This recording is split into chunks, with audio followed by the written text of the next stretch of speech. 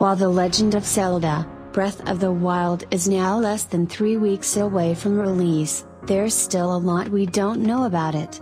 Nintendo has decided to be pretty secretive with their newest entry in the Zelda series, and that has left fans with a lot of questions. One of the most questioned aspects of this new game has centered around the dungeons, which is an area that Nintendo has specifically been very quiet about.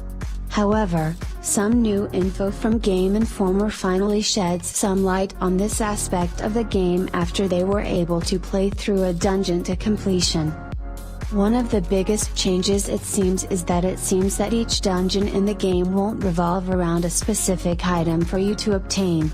Longtime Zelda fans know that most dungeons typically center around a key item that you will acquire midway through.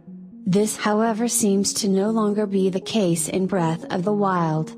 This means that you will no longer defeat each boss in the dungeon with the item that you would normally acquire, and you'll instead only be able to rely on the weapons you bring in with you. Also of note is the removal of the compass.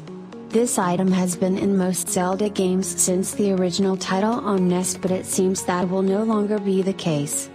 Additionally, the map of each dungeon is now quite different and is instead presented as a 3D model. The article also points out that the dungeon they played through did seem smaller from previous ones in the series, but this may not be indicative of all dungeons in Breath of the Wild.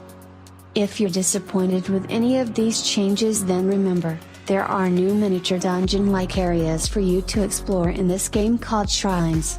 These shrines are typically only one room and they center around a puzzle for you to solve.